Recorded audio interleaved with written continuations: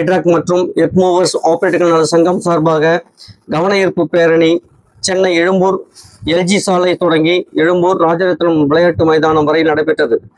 சங்க தலைவர் சாமி செல்வமூர்த்தி தலைமையில் நடைபெற்ற இப்பேரணியில் சிறப்பு அழைப்பாளர்களாக தமிழ்நாடு மணல் லாரி உரிமையாளர்கள் சங்க தலைவர் எஸ் யுவராஜ், சென்னை கட்டுமான பொறியாளர் சங்க நிர்வாகி ஜெகதீசன், இந்திய தேசிய ரியல் எஸ்டேட் தொழிலாளர்கள் சங்க தலைவர் வி.என். கண்ணன், செங்கற்பட்டு மாவட்ட மண்ணள்ளும் இயந்திர உரிமையாளர்கள் சங்க தலைவர் ஐ.கே.எஸ்.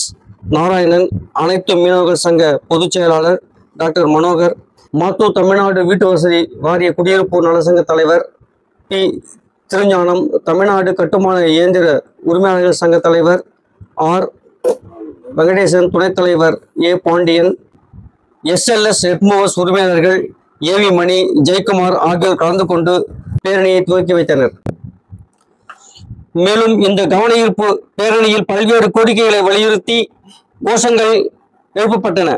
மேலும் தமிழ்நாடு மணல் லாரி உரிமையாளர்கள் சங்க தலைவர் எஸ். யுவராஜ், தமிழ்நாடு ஐட்ராக் மற்றும் எர்த்மூவர்ஸ் சங்க பொதுச் செயலாளர் சேலம் கே. சரவணன் ஆகியோர் செய்தியாளரிடம் தெரிவித்ததாவது: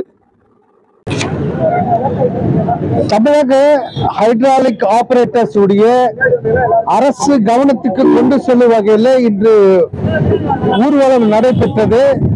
இந்த ஊர்வலத்தில் இவர்கள் 15 அம்ச கோரிக்கைகளை வலியுறுத்தி இருக்கிறார்கள்.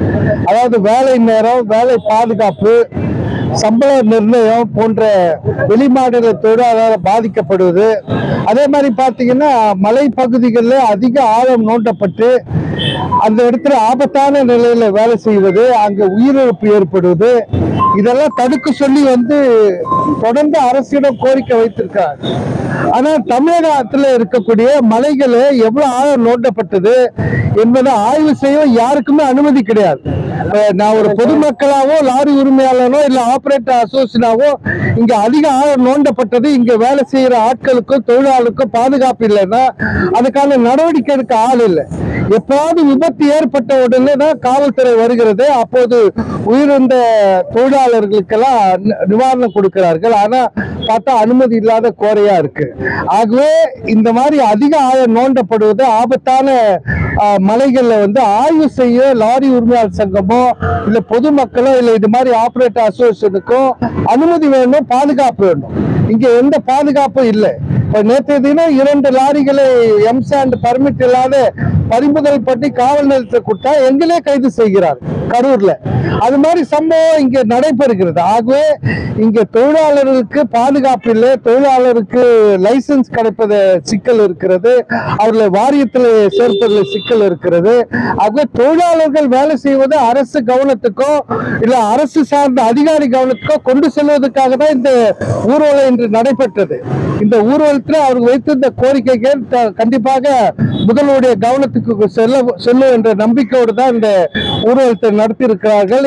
எங்களுடைய கோரிக்கை அரசு செவிசாய்க்கவில்லை என்றால் அடுத்து 2 மாதம் கழித்து கூட்டத்தை ஏற்பாடு செய்து மிகப்பெரிய தமிழக தழுவிய காலவரையற்ற வேலைநிறுத்த போன்ற போராட்டத்தில் ஈடுபடுவார்கள் என்பதை இந்த நேரத்தில் அரசு கவனத்துக்கு கொண்டு வர விரும்புகிறோம். அனைவருக்கும் வணக்கம். தமிழ்நாடு ஹைட்ராலிக் மற்றும் எர்த்மூவர்ஸ் ஆபரேட்டர்கள் சங்கத்தின் மாநில பொதுச் செயலாளர் சேலம் மாவட்டம் சரவணன் என்னுடைய பெயரு. இப்ப இந்த இடத்துல நம்ம உரிமை மீட்பு பேரணி நடத்தியிருக்கோம். இந்த உரிமை மீட்பு பேரணி ஏன் நடத்தியிருக்கோம் அப்படின்னு பாத்தீங்கன்னா, நம்ம வாழ்வாதார ஆபரேட்டர்களுக்கு பல இடங்கள்ல வாழ்வாதாரங்கள் பாதிக்கப்படுது. உதாரணத்துக்கு ஒரு சில விஷயங்களை மட்டும் சொல்லிடுறேன்.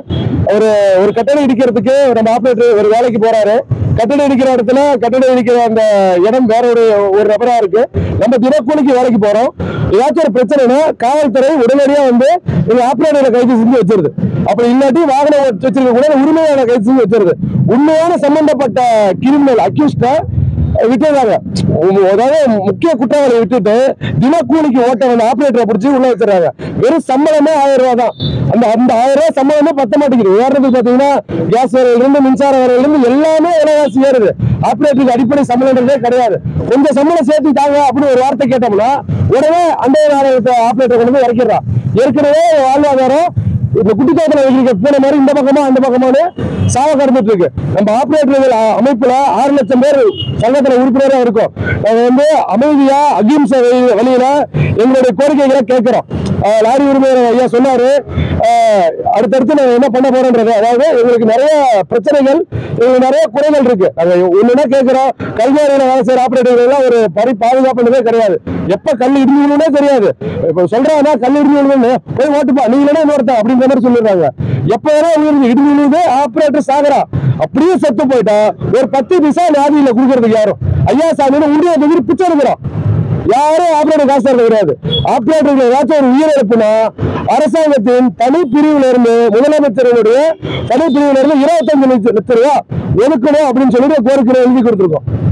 அதாவது தமிழகத்தில் இருக்கிற ஒட்டுமொத்த ஆபரேட்டர்கள் நாங்கள் வேலை நிறுத்தம் பண்ணோம்னா எந்த வேலையுமே நடக்காது.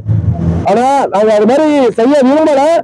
பின்வரும் காலங்கள்ல எங்களுக்கு உண்டான உரிமைகள் மறைக்கப்படுத்தினா அகிம்சை வழியில இருக்கிற இந்த பேரணி ஆர்ப்பாட்டம் போராட்டமா மாறுறதுக்கு அரசாங்கம் வழிவகை செய்யாம எங்களுக்கு கோரிக்கையை நிறைவேற்றி தந்து ஒத்துழைப்பு தருமாறு அரசாங்கத்திட்ட பணியன்புடன் கேட்டுக்கொள்கிறோம். தொழிலாளர் நல வாரியத்துல நாங்க இதுக்கு முன்னாடி நம்ம இணைஞ்சிருக்கிறோம். ஆனா ஆபரேட்டர்களுக்கு தனி தொழிலாளர் நல வாரியம் வேணும் நாங்க கேட்டிருக்கோம். ஏன்னா இப்ப கட்டட நல வாரியத்துல நாங்க இணைஞ்சிருக்கிறோம். ஏன்னா கட்டடம் கட்டுற ரொம்ப கஷ்டப்படுறாங்க. ஆனா அந்த கட்டடம் கட்டுறதுக்கு குழி எடுக்கிறதே நாங்க. அப்படியே அந்த கட்டடம் ஏதாச்சும் தவறான கட்டிட்டா அதை இடிக்கிறதும் நாங்க தான். இடிக்கிறப்ப எந்த பக்கம் சாயுமே தெரியாது. எப்படியோ இன்னைக்கு போனா சரியா வீட்டுக்கு போவோமா, உயிருக்கு உத்தரவாதமே கிடையாது. அப்பேற்பட்ட ஆபரேட்டர்களுக்கு தனி நலவாரியம் வேணுமே. கிட்டத்தட்ட 3 வருஷமா மதிப்புக்கும் மரியாதைக்குரிய மாநிலங்களுக்கு பெண்குமார் ஐயாட்ட கேட்டுதான் இருக்கோம். இது வரைக்கும் தரல. கேட்கிறோம். எங்களுடைய கோரிக்கைகள் நிறைவேற்றி வச்சா நாங்களும் அமைதியானே இருப்போம். இல்லைன்னா அகிம்சை கைவிட்டு சுபாஷ் சந்திர வழி